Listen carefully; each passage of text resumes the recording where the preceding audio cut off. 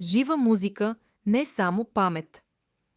Едно общество, в което автентичната народна музика е наистина ежедневна и неутрална, не би било просто по-различно музикално, то би било различно културно и социално.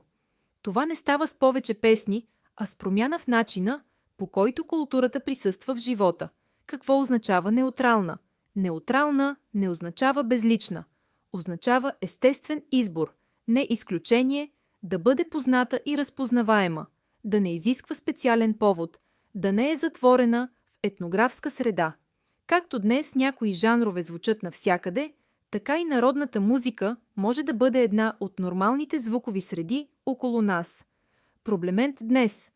В България народната музика съществува, съхранена е, но рядко присъства в ежедневието. Тя е на сцена, в фестивали, в архиви. Но рядко е в градската среда, в медиите, в ежедневното слушане. Това не е липса на култура, това е липса на присъствие. Какво липсва? За да бъде една музика част от живота, тя има нужда от достъп, видимост, среда, навик. Без това всяка традиция остава изолирана. Какво е нужно? Достъп. Нужен е достъп до публични и дигитални каталози, лесно намиране на автентични записи, ясно подредена и описана музика. В медиите. Нужно е реално присъствие в радио, телевизия и онлайн, включване във филми, предавания и ежедневни формати. Нужно е нормализиране, а не екзотизиране. Относно публичната среда. Музика в заведения, транспорт и градски пространства. Разнообразие от звукови среди. Народната музика като естествена част от тях. Образование. Не само изучаване, а слушане. Развиване на слух за ритми и стилове. Ранно излагане и слушане на автентична народна музика от ранна детска възраст. Каква музика?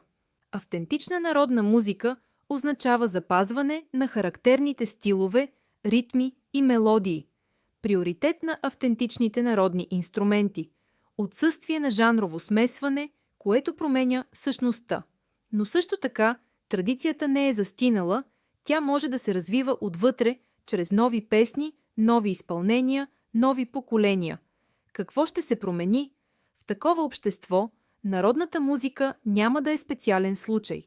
Тя ще бъде нормален избор. Ще съществува редом с други жанрове, без да ги измества и без да бъде изместена. Баланс, не доминация. Реалността. Това не означава, че ще звучи навсякъде, че ще стане единствена, че ще замени други жанрове. Означава да бъде видима, достъпна и част от избора. Най-важното – жива музика не се пази само в архиви. Тя съществува, когато се слуша.